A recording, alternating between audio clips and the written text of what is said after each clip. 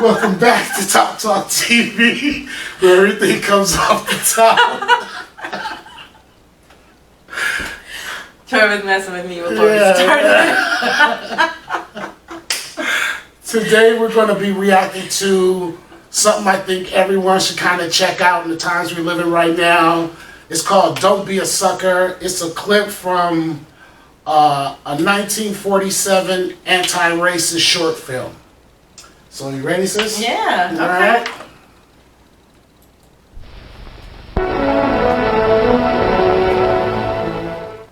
I happen to know the facts.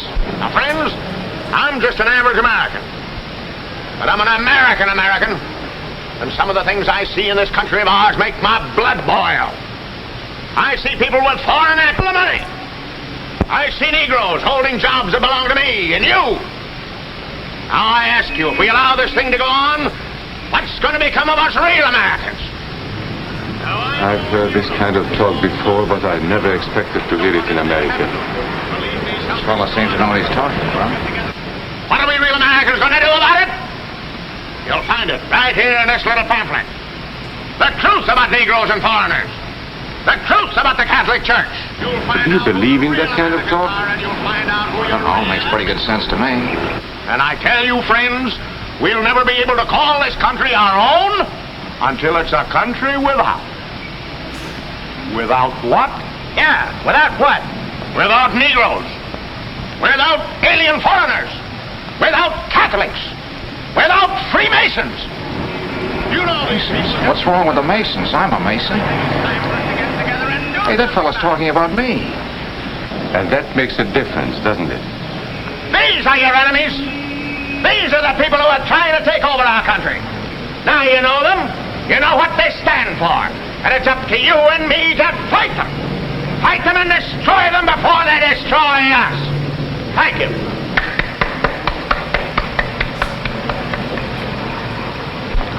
Before he said Masons, you were ready to agree with him. Well, yes, but he was talking about... What about those other people? But in this country, we have no other people. We are American people also. What about you? You aren't American, are you? I was born in Hungary, but now I am an American citizen. And I have seen what this kind of talk can do. I saw it in Berlin. What were you doing there? I was a professor at the university. I heard the same words we have heard today. But I was a fool then. I thought Nazis were crazy people, stupid fanatics. But unfortunately, it was not so. You see, they knew that they were not strong enough to conquer a unified country. So they split Germany into small groups. They used prejudice as a practical weapon to cripple the nation. Of course, that was not easy to do. They had to work hard to do it. You see, we human beings are not born with prejudices. Always they are made for us. Made by someone who wants something. Remember that when you hear this kind of talk. Somebody is going to get something out of it. And it isn't going to be you. Your right to belong to these minorities is a precious thing. You have a right to be what you are and say what you think, because here we have personal freedom. We have liberty. And these are not just fancy words. This is a practical and priceless way of living. But we must work at it. We must guard everyone's liberty, or we can lose our own.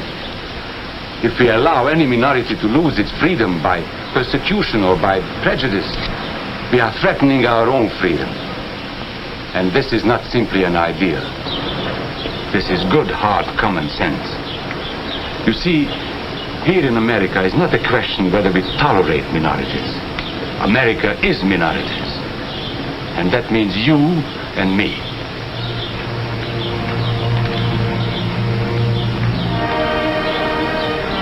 So let's not be suckers.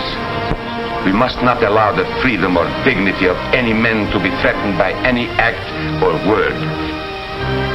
Let's be selfish about it. Let's forget about we and they. Let's think about us. It's a trip because I came across this because an acquaintance of mine, we were talking about a whole bunch of societal things and whatnot, and how you know how countries change over time and things happen, and they were like, dude, you should go back. It's some old films back in the day that you can check out. Just do some research on a few of them. You might find something cool that's talking about what we're talking about right now. You can use it on your channel. So I did some digging, and this is what I came up with. Awesome. This is awesome. very interesting, and the whole premise I think is cool. That yeah, it's okay when they say this person get out, that person get out, or think negatively about this person, but once they start saying those things about certain people and leave you out, they'll get around to you sooner or later. Right. So you got to just be careful. And like you said, people who think like that, they try to divide people up so they can get what they want. So there's no unity between everybody. So they're trying to disrupt the unity. So I just thought this was very interesting. I just want to see what you thought of I it. appreciate you sharing this. Yeah, so wait, what I liked was the end, what he said. He was like, we need to stop thinking about who and they, we need to start thinking about us. Yeah. And I totally agree. And I was just like, it's amazing how hate can just be festered from really nowhere. If you like really sit and think about it and think about how like America has come to be and just what people have done in terms of greed and it comes from nowhere, and then the hate that comes with it though. Yeah. Oh, now this person is less than, now that person is less than, now like but there's no facts, there's no evidence to support, you know, one race being better than the other, in terms of our skin color. Yeah. You know what I mean? And it's just like it's just hearing it on thing, hearing it so much, Troy, is so. It's just frustrating these days. It can be. And it's like everywhere I turn, because to me though, in the way I think, it just doesn't make sense. Like, let's look at the qualities of individuals. Let's, you know, like he said, be there for us. Yeah. And all of this will dissipate. And the fact that people don't want, and I'm talking about every race I'm hearing and seeing go through, say things, having certain ideas of and others. Right, and even things stuck in the past from history. And I it's like I believe, you know, what frustrates me with learning history is one, that it's falsified, or it's not everything is shared. So that's frustrating, especially when you learn it in school. Two, it's the past. And I understand that our past has some significance because you need to learn from it, right? But the fact that what's happened in the past can continue to move forward into today, and the same people or same races that don't like want the past to change, kind of keep it as well. So it's just like what I notice is, of course, there's always two sides, right? There's always two sides in everything, and so it's just like to hear some races or people within each race like continuing the cycle of hate and hurt, and then you have the other aspect of people or side of people that don't. It still keeps the ignorance, and that's what's so frustrating. And then like to hear this guy, the one that was preaching to the crowd, like, dude, you don't even belong here. Well, he has every right to say what he said, though. Freedom of speech. Freedom of speech, he has every right to say what he said. Right.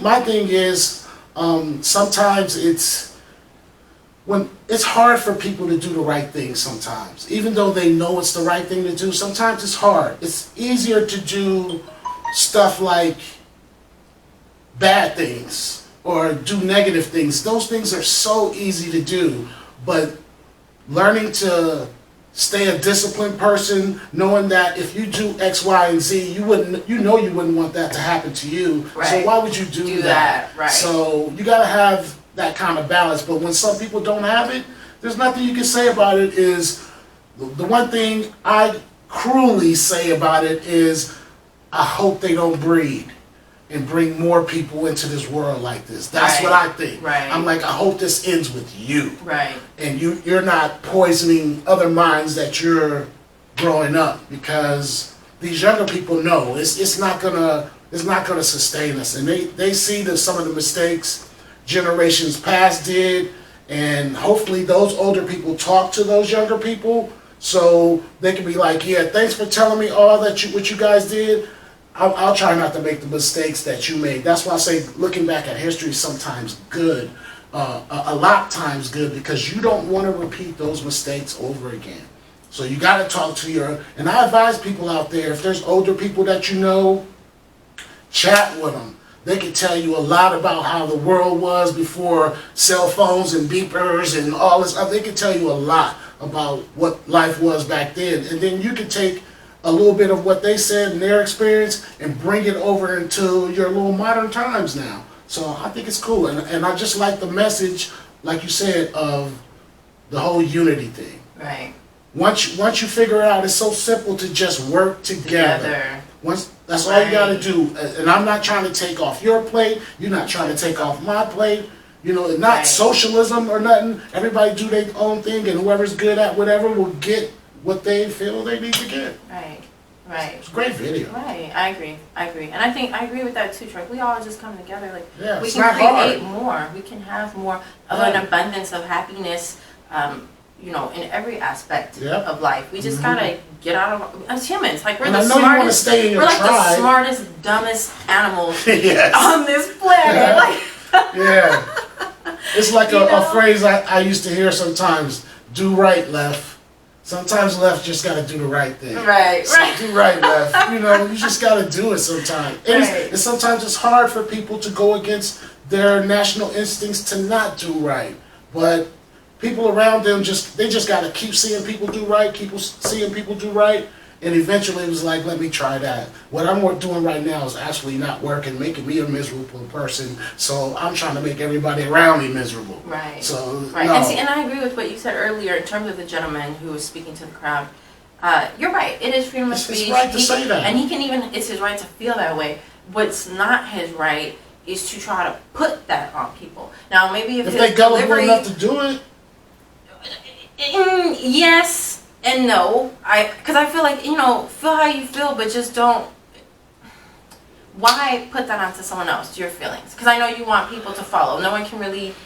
People don't want to be by themselves. Misery loves company. Okay. So you're trying to recruit more people to your way of thinking. Misery loves company, and if you can go out on some stoop and start yelling and ranting your things or how you believe or X, Y, and Z, and people gravitate towards that, fine.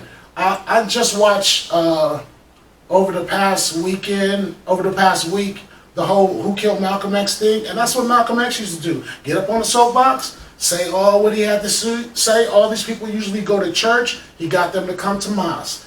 Just Malcolm X had the right to do it, just like this gentleman had the right to do it.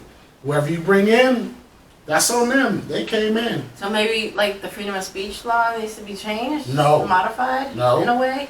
I think it should be because that's creating more chaos, though. He has the right to do it. Freedom of speech. But if that wasn't allowed to begin with, maybe people wouldn't think that. Some people wouldn't think that way. Some people will think it, they just wouldn't say it then. And that's different than shouting it out to gain more. That's like with racism. I don't like people that hide their racism. I like my racism right in the open so I can smell it.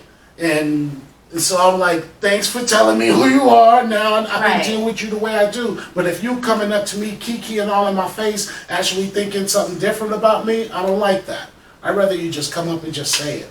But then that's the whole thing. Why should someone even say it? I mean, because that's how they feel. But a lot of times, like, showing you is enough. They don't need to, like, say anything. I don't like you because you're black. And you know what I mean? Like, okay. Like, you don't have to say it. Just don't show it. Don't speak to me. Don't interact with me. If you have an issue with, people of color, like, even people, minorities people amongst each other. Not liking people of color, right? Yeah. I'm just saying, like, you could, feel how you feel, but you don't have to bring that to me. I don't need to see it, and that doesn't mean I'm not gonna know. I just don't want you to hide it from me. Is my whole thing. Right, but you don't have to. If you feel that way, just let me know. We can still talk and converse. I just know how to deal with you because you feel a certain way, and I'll make sure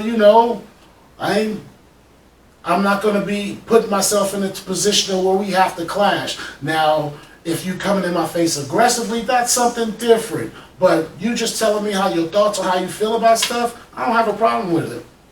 And I respect that more than people that hide it. So you are literally, because I'm taking this literal. I'm a realist. Okay? You're saying they have a right to exist. People that hate people. I come to you and I say, Troy, I'm not going to deal with you because you're black. Now I have to. Let's say we work together. I have to work with you. You know, you're my coworker. We'll talk when we have to, but We'll talk business only. Then. I'm not. And I'll be courteous enough to say good morning and good evening. But what I'm saying is, business. you want someone to come to you and say that versus if I just did this, like, hey Troy, you're all joking with me, but then I respond. My response is still telling me keep it business. Yeah, that's and I'm like, you know me. what? Excuse me, and then I just that's it. I'll But and then over like, time, fine. you're gonna sense that. You're gonna sense I'm not feeling you, regardless if it's race or not. And I'll judge by your body language alone. Because that's what I'm saying. Like, but I'm not gonna come to you or I don't feel like people should come to people and be like, I don't like you. Some I'm not people gonna do associate though. with you because you're black. I see what you're saying. Right. But So I've seen people do that. 2 people have done it to me. Really? But yeah. I have no problem with it. I was in the service with a guy that was like that. We ended up being hella cool because he respected that I didn't look at him negatively about the way he felt. Right. I'm like, dude, you have every right to feel that way. Right. You know? And we work on the shit together, still can work together, do whatever. We didn't hang out or anything like that, but he respected it. When he told me that, and I didn't react like some of the other cats did, I'm like, dude, I ain't got a problem with that. As long as me and you ain't bumping heads on nothing, we got no problems, dude. You got a right to feel any way you want. Right. And so regarding like our history, do you think maybe it should be changed in schools? What you mean?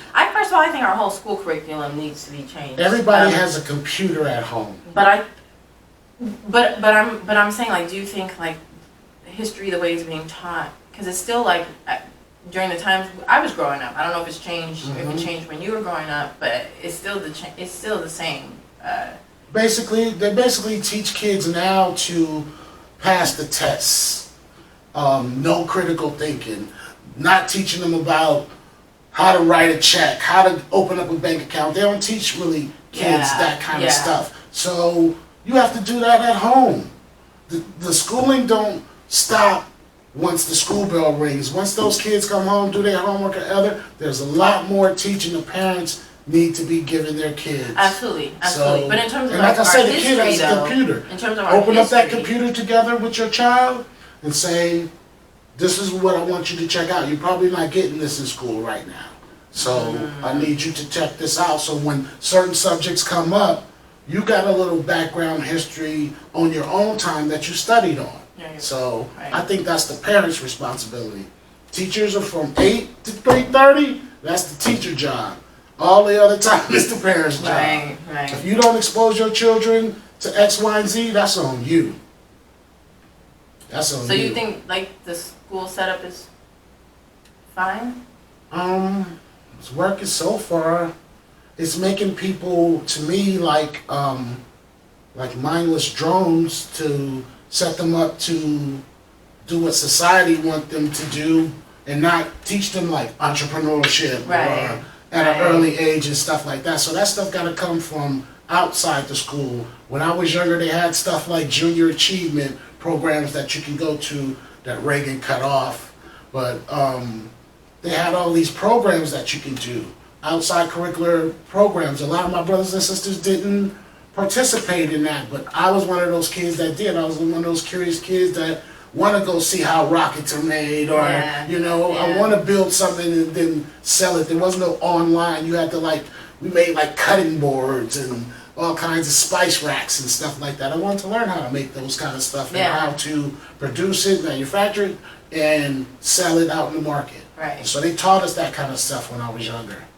Like I said, there was programs for that. Right. Yeah, and I was actually fortunate to go to schools where, my middle school was 6 weeks academics, 6 weeks life learning.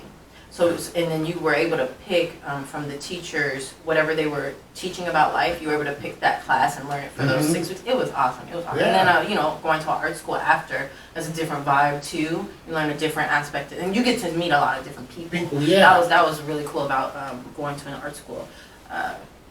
But yeah, I think there needs to be more like that. Just more, or bring back some of the home ec and some of the community centers around in our neighborhoods do that. They do little try to have kids be able to learn how to set up little businesses and coding and all that kind of stuff. Just go to the rec But center. it should be like every day, I think, because our world is changing in that. Anyway, we're getting off topic. But so one more question I want to ask: the Mason. How did you feel about that when he was agreeing with what the gentleman was saying up until he spoke about him? It's always that way. It's always that way. When they came after these people, it's a saying that says, when they came after these people, I said nothing. When they came after these other people, I said nothing. When they came after these other people, I said nothing. Now I'm the only one left. Now they coming after me. There's nobody to speak for me. I never spoke up for anyone else. And now they coming after me, and I look around, and there's nobody to say nothing to me. I'm the last one left they came after. So that's the mentality of, I think, the Mason guy. He was like, it's good you can talk about the immigrants, the blacks, and whatever, the Catholics. But as soon as you mention Masons, hey, I'm one of those. Right. Now you see, you, the Catholics, the blacks, and the immigrants should be working together against these type of ideas. Right. So, but you was going with it until they mentioned you. Right. Because you wanted space for yourself. Right. Right. Come on. I totally agree. Yeah. That was a low move, I think. Yeah. You know, a mentality thought. But that's a genuine human thought too. Gotta protect, as long as they haven't mentioned me yet, so I'm good. Keep mentioning them. As soon as they mention you, nobody's there to speak up for me. I should have been speaking up for them. And we need to change that mentality. One person at a time. One person at a time. It's gonna take a long time to do it, but as long as people see other people doing the right things for the right reasons, hopefully they'll see I can have that intestinal fortitude to do that too. Yeah. And I can sleep at night knowing that I shit on somebody just to feel good, make myself feel good. I have to lower this person to make myself feel good. What does that say about me? Right. All right, this was a great video and a long discussion about a lot of stuff. Thanks for watching. Don't forget to like, comment, subscribe, and check out our social media, the notification, and we will check you out next time on Top Talk TV. And if you guys know like videos like this, please bring them on. We'll be really glad to review and react to them. Absolutely. All right? Thanks. Peace. Peace, y'all.